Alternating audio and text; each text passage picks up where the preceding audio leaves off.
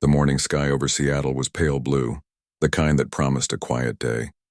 Passengers lined up at gate C-12, juggling coffee cups, phones, and boarding passes. Most were business travelers heading east, tired but used to the rhythm of airports. No one paid much attention to the woman who stood a few steps away from the window. Holding a single worn-out leather bag, she looked ordinary, mid-30s, simple jeans, a gray sweater, hair pulled back without much care. Her boarding pass showed seat 12F. She waited patiently, eyes drifting to the big glass windows where planes moved slowly on the tarmac. When her flight number was called, she walked in without a word, like someone who had done this hundreds of times before. Inside the cabin, she smiled politely at the attendant, nodded to the man in 12E, and took her window seat. She placed the leather bag under the seat and opened a slim tablet. While other passengers scrolled through social media or settled in with headphones, she was reading something different, an aircraft systems manual full of diagrams and notes. The man beside her noticed but didn't ask. People in planes rarely talk beyond a nod or a hello. As the engine started to hum, the woman glanced outside. The sunlight caught the edge of the wing, and for a second her reflection looked older, sharper, like a memory trying to return. She blinked it away. The takeoff was smooth. Seattle slipped away under clouds, and the plane leveled off into open sky. A few people opened laptops. Others ordered drinks. The woman kept her focus on the screen, scrolling through technical diagrams with the care of someone who understood every line. When the flight attendant came by offering water, she smiled and accepted. Her voice was soft, steady. Her name tag on the boarding pass read E. Torres, though few would remember it later. 2 hours into the flight, the cabin lights dimmed a little for comfort.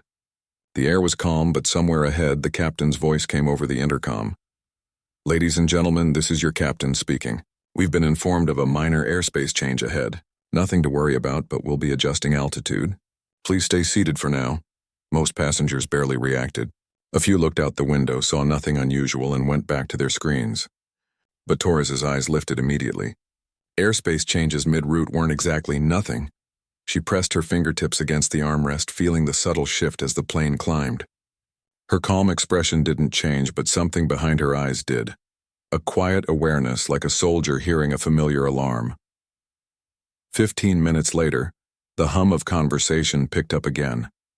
The captain made another short announcement, this one stranger. "Folks, just letting you know we'll be passing through restricted airspace.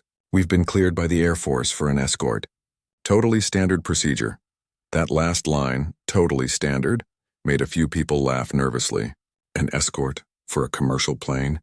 Some looked around as if waiting for a punchline. But the woman in 12F didn't laugh. She slowly leaned toward the window. Far off in the distance, 2 small dots were moving fast toward them. The man in 12E noticed her interest. "What are you looking at?" She didn't answer right away. Her eyes tracked the dots as they grew larger, sharper, metallic. Then she said quietly, "F-22 Raptors." He blinked. "F-22 what?" "Fighter jets," she replied, her voice flat, almost nostalgic. "They're not here by accident." He chuckled awkwardly. "Maybe it's some kind of drill." She didn't respond. Her hand had tightened slightly around the seatbelt. Outside, the 2 jets took position, one to the left wing, one to the right. They flew close enough that their shapes were clear, cutting through the sunlight like blades. Now everyone was looking. Phone cameras rose, people whispered. A few joked about UFOs or movie scenes, but the cabin had changed. Something electric, uneasy. The flight attendants tried to keep calm smiles, walking up and down the aisle as if nothing was happening. But even they couldn't hide their surprise. The captain came on again, voice measured. "Ladies and gentlemen, the Air Force escort is a precautionary measure. Please remain calm and seated. We're in full communication with air traffic control." The woman in 12F closed her eyes for a moment. A precautionary measure. She knew that phrase too well. It usually meant someone somewhere had spotted something that didn't add up. A few minutes later, the flight attendant returned, whispering with another crew member near the front. Torres barely noticed until she saw one of them walking down the aisle holding a small folded note. The attendant stopped beside her seat. "Ma'am, are you Ms. Torres?" the attendant asked softly. Elena looked up. "Yes." The attendant's expression was polite but uncertain. "There's a message from the captain. He asked me to deliver this personally." She handed over the folded note. Torres unfolded it slowly. There were only a few words written in firm military handwriting. Stay calm. Someone will brief you in person. Captain R. Her heartbeat picked up, but her face remained calm. She folded the note and tucked it into her pocket. The man beside her stared, trying to piece it together. What's going on? Why would the captain write to you? She smiled faintly. I'm not sure yet, but she was sure, too sure. Something had triggered an alert, and it had to do with her. About 10 minutes later, a tall man in a dark uniform, Air Force clearly, walked from the first-class section toward the back. Heads turned as he passed. He stopped at row 12, looked directly at her, and gave a subtle nod. His presence carried quiet authority, the kind that didn't need explanation. Miss Torres, he said softly. May I have a word? The man in 12E shifted awkwardly. The uniformed officer looked at him. Sir, would you mind giving us a moment? Without protest, the passenger unbuckled and moved toward the aisle. The officer slid into the empty seat. His voice dropped to a whisper that only she could hear. Ma'am, I'm under orders to confirm your identity. Torres met his gaze evenly. And who's asking? He hesitated, then said, Major Holland, U.S. Air Force. We received a priority flag under your former credentials. It took some time to verify. Her eyes didn't change, but a shadow of old recognition crossed her face. Former credentials? Yes, ma'am. He lowered his tone further. Your call sign came up. Vega 1. The sound of those two words seemed to freeze the air between them. Vega 1. She hadn't heard it spoken aloud in years. She turned her head slightly toward the window where the Raptors still flew beside them. I see, she said quietly. And what do they need? Holland glanced down the aisle, then back at her. I'm not cleared to brief details here, but command asked for immediate contact. You'll receive a secure link shortly. They said only you would understand the protocol. For the first time, she exhaled deeply, the calm giving way to something heavier. Acceptance, maybe. And the escort? Standard security layer. Nothing will happen to this plane. But they wanted you reachable. Torres gave a small, knowing smile. Reachable. After all these years. The major nodded, stood up, and returned to the front of the cabin. Passengers whispered as he passed, wondering who she was. The man in 12E returned to his seat, full of curiosity. But Torres didn't speak. She looked out at the jets again, eyes focused but distant, lost in a past that no one else on that plane could guess. Minutes turned into silence. The attendants avoided her row now, unsure what to say. From the window, the F-22s gleamed like sentinels. Every few seconds, one would tilt slightly, almost as if the pilot inside were glancing her way. Maybe he was. She opened her tablet again, but this time she wasn't reading diagrams. She opened a blank note and started typing lines of numbers. Flight vectors, frequencies, codes. Her fingers moved with muscle memory she thought she had left behind. When she stopped, she leaned back and let the hum of the engines fill her ears. A strange calm washed over her, the kind only found in high skies. The man beside her finally spoke, voice tentative. Are you in the military? She smiled gently. Not anymore. But they know you? She paused, choosing her words. They remember me. He wanted to ask more, but something about her tone told him not to. Instead, he looked out the window again, and for a long moment they both just watched the jets keep pace, slicing through the same cold, endless sky. Far ahead, clouds were starting to form, thin at first, then heavier. The captain's voice came over again, calm but with a slight edge. Ladies and gentlemen, we'll be encountering a bit of turbulence soon. Please fasten your seatbelts. The seatbelt light blinked on. The plane began to shudder gently, then harder. A few gasps, a few prayers under breath. The attendants secured carts and hurried to their seats. Through it all, Torres sat perfectly still, hands on her knees, eyes closed as if counting the rhythm. When the aircraft leveled again, she opened them, and for a moment she looked every bit like a pilot who had just steadied her own plane. The turbulence passed. The passengers clapped softly in relief. The captain's voice returned, cheerful again. All good, folks. Thank you for your patience. The woman in 12F didn't join in. Her focus remained outside, where one of the Raptors had dipped its wings slightly, almost like a silent salute. She understood the signal. She raised her hand just an inch, almost invisible to others, a quiet return of respect. No one on that flight would remember the light turbulence or the captain's jokes later. What they would remember, some clearly, others in uncertain fragments, was the woman in 12F, the quiet one who never seemed afraid, the one the Air Force man came to speak with in hushed tones while two fighter jets guarded them through the clouds. At that moment, none of them knew who she really was. Not yet. But the sky did. The cabin had grown quieter after the turbulence.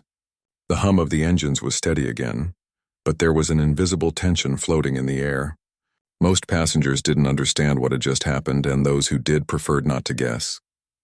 Only one person in that crowded airplane seemed completely calm.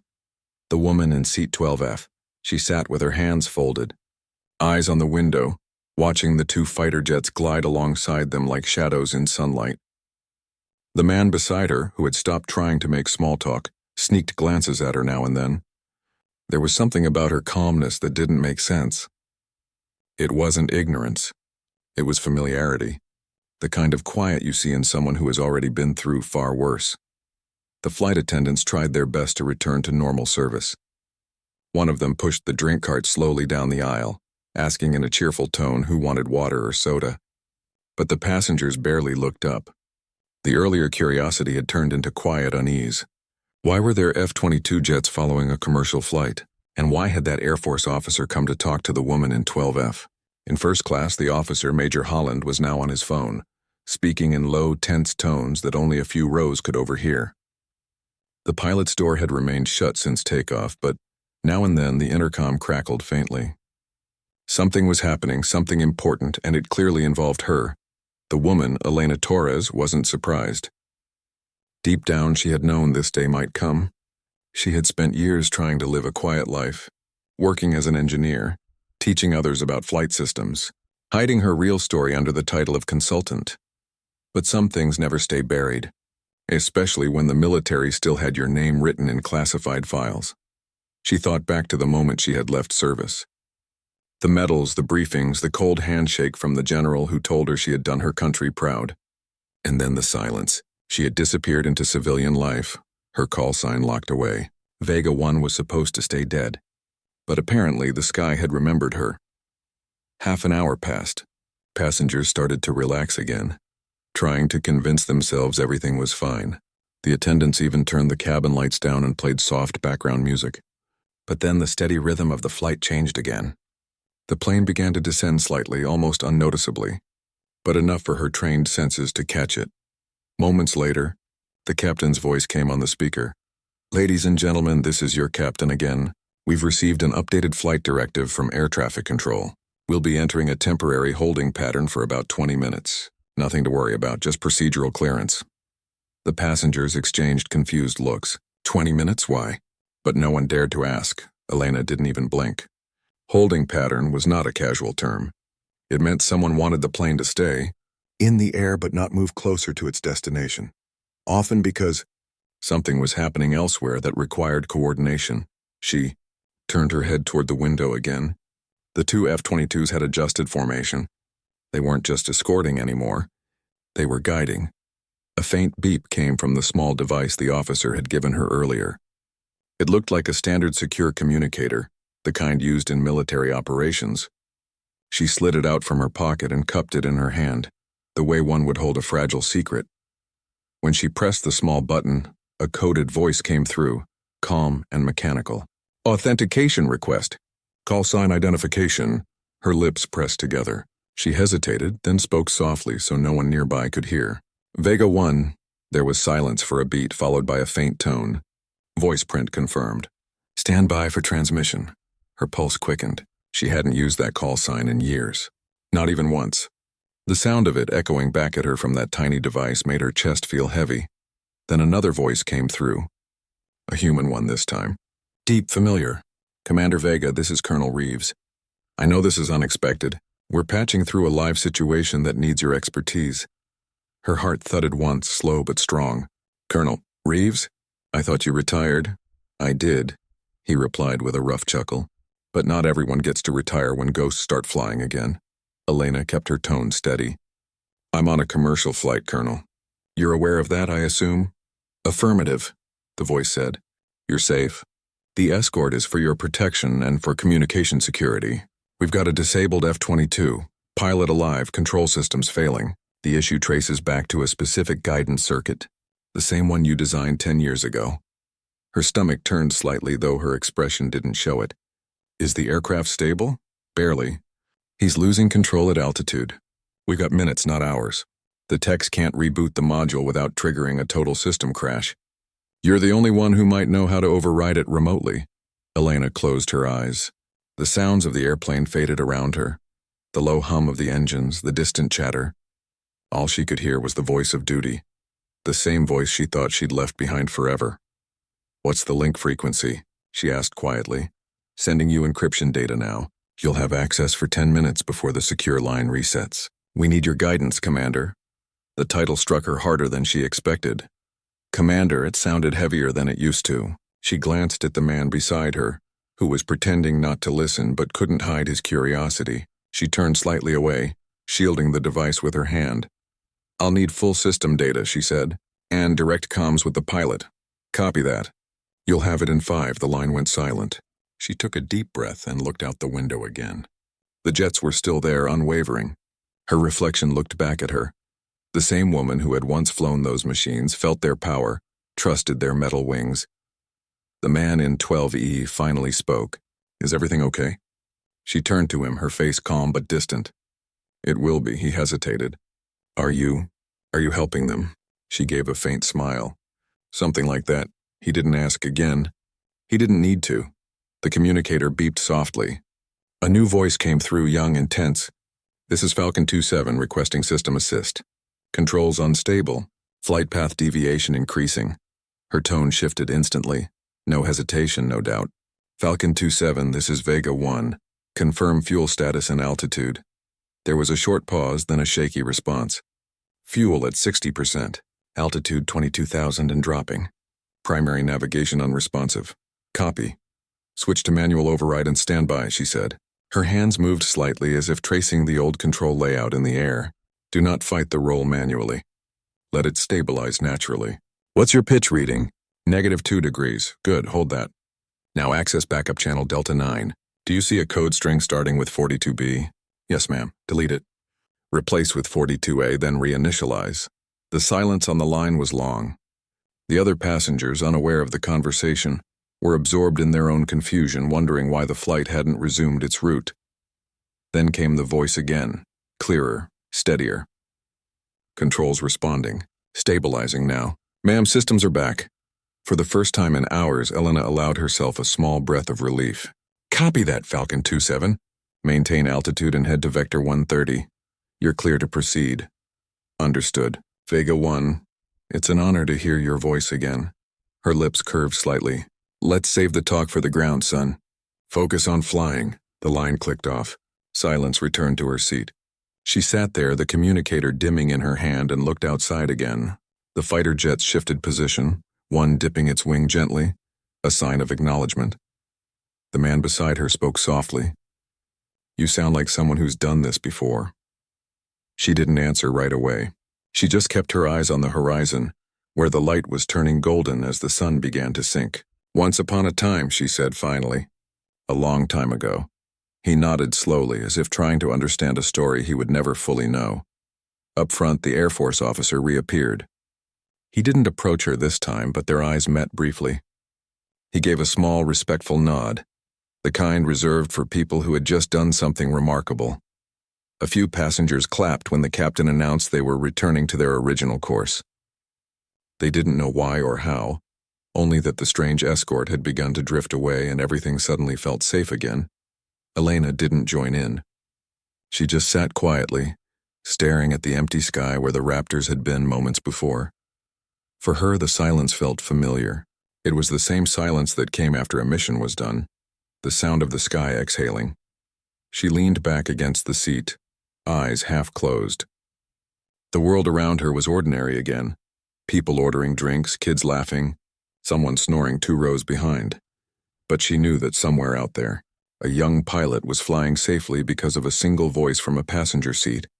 And as the plane carried her eastward through fading light, she whispered under her breath, almost too quiet to hear.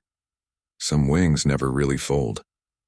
The light outside had started to fade into a soft orange. Clouds drifted like thin sheets of gold glowing against the setting sun. Inside the plane, most passengers didn't know that something extraordinary had just happened. They were calm again, chatting, reading, or sleeping, unaware that a quiet woman in seat 12F had just guided a fighter pilot to safety from thousands of miles away. Elena Torres sat still, her hand resting lightly on her lap. The small communicator had gone silent, the mission complete. Her heartbeat was slow now, steady, but her mind wouldn't rest. The voice of that young pilot still echoed in her head, respectful, nervous, full of the same energy she once had. She remembered what it felt like to be in that seat, with her hands gripping the controls, the whole world below her. She closed her eyes for a moment and let the memories come back. The roar of the engines, the smell of metal and fuel, the weight of the helmet pressing against her temples. She had lived in that sound for years, the sound of flight. It had all started when she was barely 20. Back then, she was one of the few women training in a program designed for combat pilots. Every day was a test, not just of skill but of patience. The instructors didn't go easy on her. Some didn't even believe she belonged there. But Elena had something no one could teach, calm under pressure. While others fought the stick, she listened to the plane. She could feel the balance, the flow of air, the vibration of the engines. Machines spoke to her in a language she understood. That's how she earned her first call sign. Vega. The name came from one of the brightest stars in the night sky, sharp, clear, and constant. It was given to her by her squadron after she completed a risky training flight in a sudden storm, landing safely when most others would have ejected. From that day, she wasn't just Elena Torres anymore. She was Vega 1.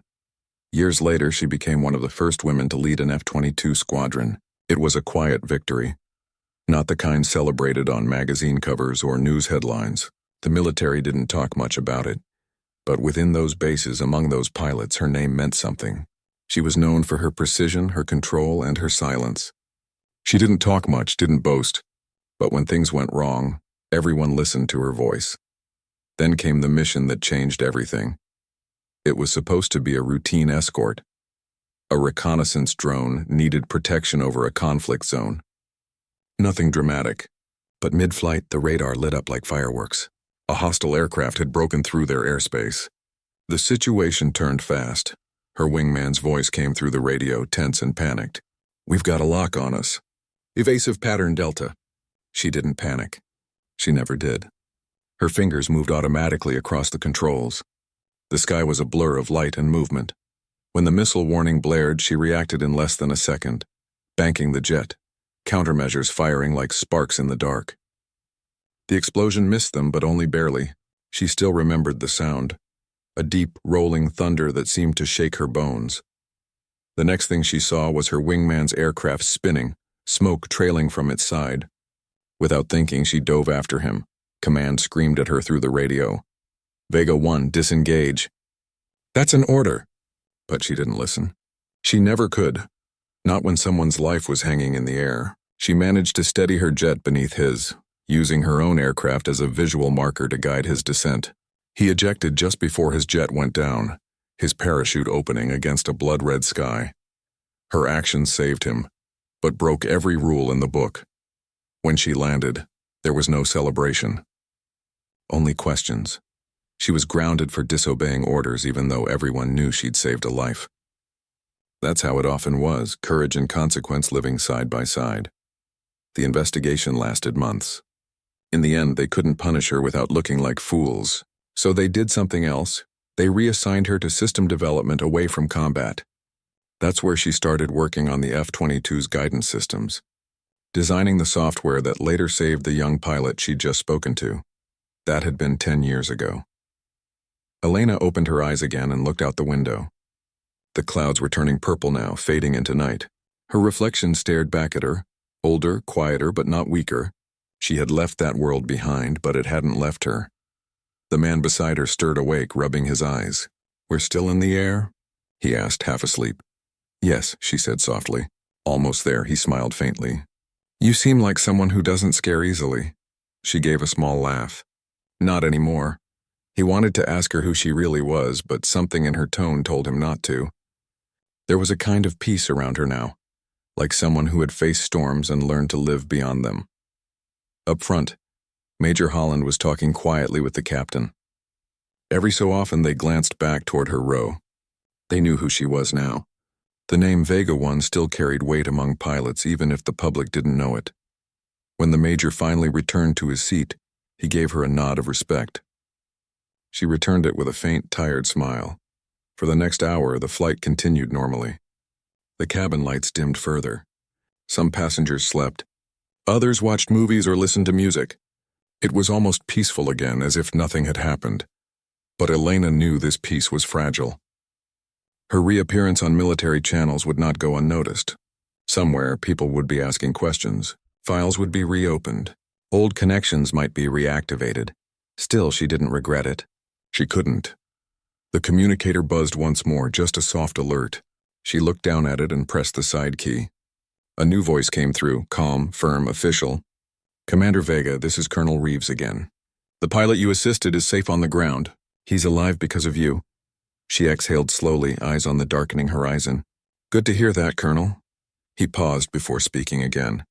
"We'll be sending an official report, but off the record, everyone here remembers you. You did what only you could have done." "I just did what needed to be done," she said simply. "That's what makes you who you are," the colonel replied. "You should know the young pilot asked for your name. We told him only your call sign." Vega 1, there was a short silence. Then she said quietly, "That's enough." The communicator went silent again. Outside, the stars began to appear one by one. She looked at them, and for a moment she felt weightless again, like the young pilot she once was, before politics and orders, before regrets. Just a person and the endless sky. When the plane finally began its descent toward Washington, the captain made one last announcement. His voice carried a warmth that hadn't been there before. "Ladies and gentlemen, we've been cleared for landing. I want to thank you for your patience today. We had some unexpected situations earlier, but everything has been resolved safely. We'll be touching down in about 20 minutes. A round of applause rippled through the cabin. People smiled, relieved, grateful. None of them knew the full story. None of them knew that a legend had been sitting quietly among them, saving a life while they sipped their coffee. Elena looked out at the city lights below, glowing like constellations scattered across the earth. They reminded her of the stars she used to chase. The man beside her whispered, "You're amazing, you know that?" She smiled softly. "I'm just tired." The plane touched down smoothly. Passengers clapped again as they always did, but this time it felt different, like applause meant for her, even if they didn't know why. As the cabin lights brightened, she reached for her old leather bag, zipped it up, and waited her turn to leave. When she stepped into the aisle, Major Holland was waiting near the exit. He stood tall, shoulders squared, his expression respectful. "Ma'am," he said quietly, "it's been an honor." She nodded once. "You didn't see me, Major." He gave a small smile. "Understood." She stepped out of the plane into the cool night air. The smell of jet fuel and wind wrapped around her like an old memory. Off in the distance, she could see two F-22s resting on a far runway, their metal bodies shining faintly under the lights. She paused for a moment and whispered, almost to herself, "Still flying." Then she walked toward the terminal, not as Vega 1, not as Commander Torres, but as a quiet woman in a worn leather jacket, disappearing back into the crowd, and somewhere up there above the noise of the city, the stars burned quietly, as if keeping her secret. The night air outside the terminal was cool, and the city lights glowed like scattered stars. Elena walked slowly through the glass corridor, her steps quiet and steady. The hum of the airport surrounded her, rolling suitcases, distant announcements, the soft echo of tired travelers heading home. To everyone else, she looked like an ordinary woman arriving from a long flight. No one would have guessed that, just hours earlier, she had saved a military pilot's life from 30,000 feet above the ground. She paused near a window that overlooked the runway. The two F-22s she had seen earlier were now parked in the far distance, dark shapes resting under the yellow floodlights. A small smile touched her lips. She whispered to herself, "Still flying strong." Then she turned away. Outside, a black sedan was waiting near the exit. The driver, dressed in civilian clothes but with a posture that gave away military discipline, stepped out as soon as he saw her. "Commander Torres," he said quietly. She raised an eyebrow. It's just Elena now. He nodded but didn't look convinced. Ma'am, the colonel requested your presence at the base. He said it's important. Elena hesitated. The thought of stepping back onto a base made her chest tighten. He never changes, does he? She murmured. The driver gave a polite smile. He said you'd say that too. She sighed, glancing once more at the glowing runway. Then she opened the door and got in. The drive was long and silent. The car moved smoothly along the dark highway, headlights painting lines of gold on the wet asphalt. Elena sat quietly in the back seat, watching the reflection of streetlights slide across the window. Every few minutes she caught herself drifting into memory. Her old squadron, the noise of the hangar, the smell of jet fuel, the sound of laughter before a mission. When the car finally turned through the guarded gates of the base, something stirred in her chest, a mix of nostalgia and sadness. It had been years since she'd been here, but the air still smelled the same. The car stopped near a low gray building with glowing windows. The driver opened the door for her. He's waiting inside, ma'am. She nodded and walked in. The hallway was lined with photographs of pilots, missions, medals, faces she recognized, many of them gone now. Her boots echoed softly on the tile floor until she reached the door at the end of the corridor. Colonel Reeves stood inside, waiting by a table covered with maps and screens. He was older now, with gray hair and a tired smile, but his presence was the same, strong, steady, unshakable. Commander Vega, he said with quiet pride. You haven't changed much, she gave him a half smile. I changed my name back to Torres. I retired, remember? He laughed softly. You can retire from the uniform, but not from who you are. She crossed her arms. What's this about, Colonel? You could have sent me a message instead of a car. He looked at her seriously. Because this isn't something we send by message. You did something extraordinary today. That pilot made it home because of you, but there's more going on than you realize. Her eyes narrowed slightly. More? He gestured toward the large monitor on the wall. It showed a map with flight paths marked in thin blue lines. After you helped stabilize Falcon 27, Command picked up something unusual. A communication echo between the jets. It looks like an external interference signal. We think someone was testing our systems from outside. She frowned. Meaning someone hacked into our planes? Possibly, he said. And that's why your call sign came up. The signal used your old override code, Vega Protocol 1. For a moment, the room seemed to go still. Elena's throat tightened. That code had been created years ago, during her development work, and was supposed to be erased after she left. No one outside her small engineering team should have had access to it. She spoke slowly. That code was classified under my name only. No one else could have used it. That's what worries us, he said. Whoever sent it wanted to get your attention, and they did. Elena turned toward the window, her reflection faint in the glass. You think it's an inside job? Reeves sighed. We don't know, but we need you to help us find out. You're the only one who understands that system well enough to trace it. She shook her head. I'm not military anymore. I can't just walk back in. He stepped closer. You don't have to wear the uniform. Just do what you did today. Help us from where you are. We'll give you access, protection, whatever you need. For a long time, she said nothing. The hum of machines filled the silence. Then she looked up at him. If someone's using that code, it's not just about a system breach. It's personal, he nodded. That's what I thought too. Later that night, they moved her to a small operations room. It wasn't like the old days. No roaring jets, no shouting over radios. Just computers, screens, and quiet technicians waiting for instructions. She sat at the console, her hands hovering over the keys. The code on the screen looked familiar, like an old signature written years ago. She could see traces of her work, the way she had built certain fail-safes, the rhythm of her own logic. But something else had been added. Someone had altered it. Her voice was calm but sharp. This wasn't stolen. It was copied from a live system. Someone still has access to my original terminal. Reeves leaned forward. But that was wiped years ago. Unless, she said slowly, someone rebuilt it. Her fingers moved quickly over the keyboard, tracing the data flow backward. Lines of code filled the screen one after another. Then she stopped. A single coordinate appeared, a remote airfield, decommissioned years ago. She stared at it, recognizing the numbers instantly. It was the same site where she had last flown a mission. Her stomach sank. That's impossible, she whispered. Reeves looked over her shoulder. What's there? Nothing, she said quietly. At least there shouldn't be, he frowned. Then why would the signal come from there? She turned off the screen and stood. Because someone wants me to go back. The colonel studied her face for a moment, then nodded slowly. Then that's where we'll go. The next morning came gray and cold. Elena stood on the tarmac again for the first time in years, the wind tugging at her hair. In front of her, a sleek military transport waited with engines idling. The air smelled of metal and jet fuel, a smell that brought every old memory back like a wave. A young officer approached her, handing over a small case. Your comms headset, ma'am. We're ready when you are. She took it carefully, feeling the weight of it in her hands. I'm not sure I am, she said with a faint smile. The officer smiled back. None of us ever are. As she climbed into the plane, the engines roared louder.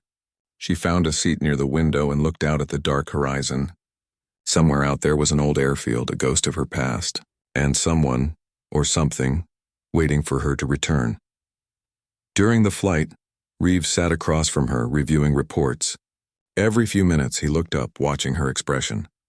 You don't have to do this, he said finally. She shook her head. If I don't, someone else will pay for my mistake, he frowned. It wasn't your mistake, she met his eyes. It was my code. They didn't speak again after that. The hum of the engines filled the space between them. As they approached the coordinates, clouds parted to reveal the old base, cracked runways, empty hangars, a ghost town of concrete and silence. Yet one of the control towers was lit, a faint pulse of light blinking in the dark. Looks like someone's home, Reeves muttered. Elena's gaze hardened. Then let's find out who. When the transport landed, she stepped down onto the cold pavement. The wind was sharp, carrying the faint smell of dust and rusted metal. Everything looked untouched, frozen in time. But as she walked toward the control tower, her eyes caught something that made her stop. Etched faintly on the side of the building, just visible under the faded paint, was a small mark, a star symbol.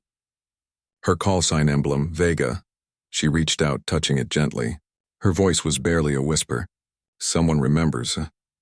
Behind her, Reeves called out, Ma'am, we've got movement inside the tower. Elena turned slowly, eyes narrowing. For the first time in years, the calm she carried turned into something sharper, the steady focus of a pilot before takeoff. Whatever waited for her in that tower wasn't just a hacker or a breach. It was the beginning of something much bigger. She straightened her shoulders and said quietly, Let's finish what we started. And as the wind swept across the old airfield, she walked toward the light, the woman once known as Vega 1, returning to the sky's call once more. The wind swept through the empty airfield, carrying dust and echoes of the past. Elena stood still for a moment, her eyes fixed on the control tower ahead. The faint light from its windows flickered like a heartbeat in the dark. The whole place felt like a ghost that had been waiting for her return. Reeves and two officers followed a few steps behind her, flashlights cutting through the shadows. The ground was cracked and uneven. Every step echoed softly. The once busy base where jets had roared into the sky was now quiet. Only the low hum of the wind moved through the hollow buildings. As they reached the base of the tower, Reeves gave a hand signal for the others to stay alert. Elena looked up. The top floor light was still glowing, steady and white now. Someone was definitely inside. She took a deep breath, adjusted her headset, and began to climb the stairs. The metal steps creaked under her boots. With each floor, old memories rose. The long nights before missions, the laughter of her team, the steady hum of jet engines warming up at dawn. She could almost hear their voices again. But this time there was only silence. When she reached the top, the door was slightly open. Light spilled through the crack. She pushed it slowly and stepped inside. The small control room looked almost untouched, as if frozen in time. Dust floated in the air, glowing in the light from old computer screens. One of the consoles was still running, a faint green display showing lines of code. And there, on the chair in front of it, was a small device. Elena walked closer and saw the symbol, a single white star with wings. Her call sign emblem. She touched it gently. Vega 1, she whispered. Reeves entered behind her, looking around carefully. Looks like someone set this up for you to find. Elena nodded. And they wanted me to see this. She pointed to the monitor. The code scrolling across it was hers, the original flight control system she had built years ago. But at the end of it, a new line blinked. "Thank you, Vega." Reeves frowned. "So it's not a threat?" She shook her head slowly. "No, it's a message." The officers exchanged puzzled glances. "From who?" one asked. Elena's voice was quiet. "From someone who remembers what we did here. Maybe someone who needed to remind me." Reeves stared at the screen for a moment, then exhaled. "Well, whoever it was, they sure got our attention." Elena smiled faintly. "Mission accomplished, I suppose." They powered down the console and left the tower as the first light of dawn touched the horizon. The sky was pale gold, and the long shadows of the airfield stretched like old scars across the concrete. As they walked back to the transport plane, Reeves spoke softly. "You know, there's still talk about bringing you back officially. After today, that talk will only grow louder." Elena smiled but kept walking. "I'm not coming back. My time up there is done," he gave a slow nod. "You sure about that?" She looked at the horizon, where the sun was breaking through the clouds. "Yes, but it feels good to know they still remember." When they reached the base again, the air buzzed with quiet excitement.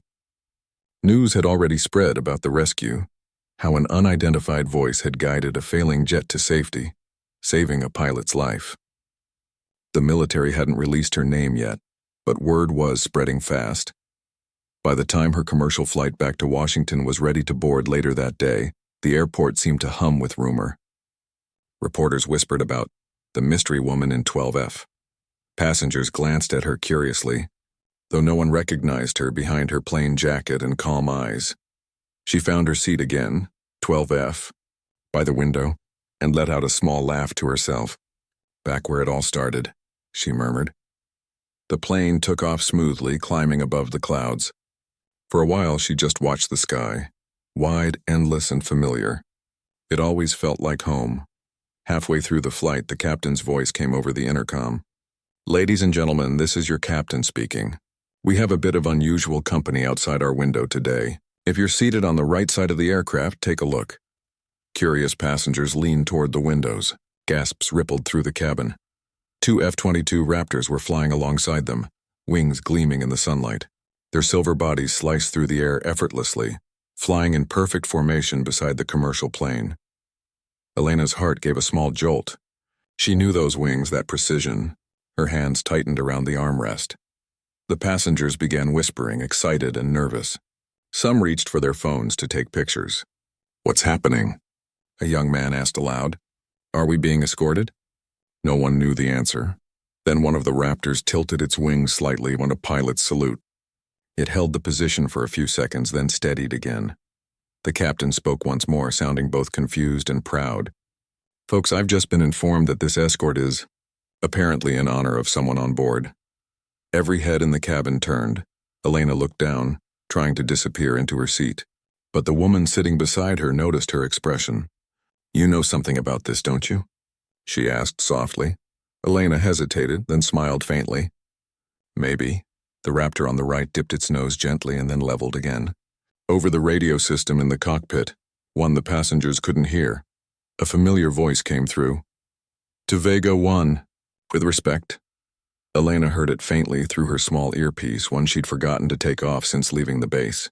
Her throat tightened. She closed her eyes for a second, then she whispered, "Copy that, Falcon leader. Fly safe." Outside, the two jets formed up tightly and then peeled away in opposite directions, climbing upward until they vanished into the bright sky. The passengers burst into quiet applause, not really knowing why, only feeling the emotion of the moment. The flight attendants looked around, bewildered but smiling. "That's a first," one said. Elena sat still, watching the contrails fade. Her reflection in the window looked older, quieter, but her eyes carried something fierce again. Not pride, not fame, but peace. When the plane landed in Washington, the crew held her back gently before passengers could leave. The captain himself came out of the cockpit looking slightly nervous. "Ma'am, Air Command sent word. They asked me to thank you personally. I don't know what you did, but it meant something big to them." Elena smiled. "Just doing what I was trained to do." He nodded respectfully. "Well, whatever it was, ma'am, it was an honor having you on board." As she stepped out of the aircraft, a small group of uniformed officers stood near the gate, waiting.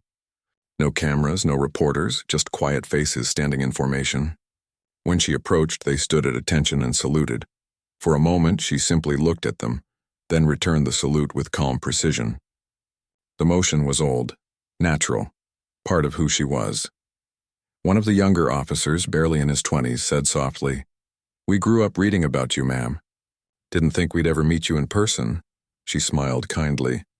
"You won't find much about me in the books, but thank you." He looked down, shy. "The sky's safer because of you."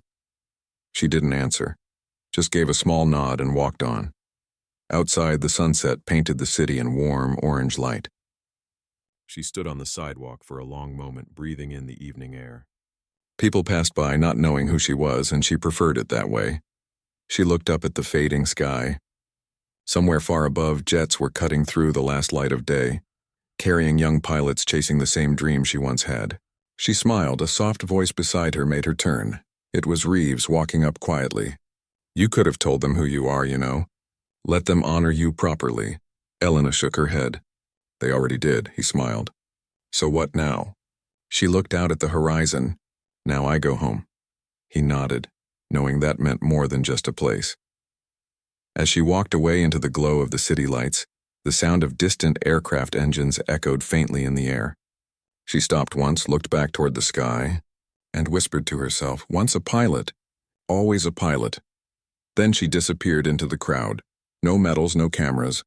Just a woman in a worn jacket who once sat quietly in seat 12F up above. Two faint contrails crossed paths in the evening sky, like a final salute to the legend they still called Vega 1. And the world moved on, never knowing that the quiet woman on that flight had once commanded the skies.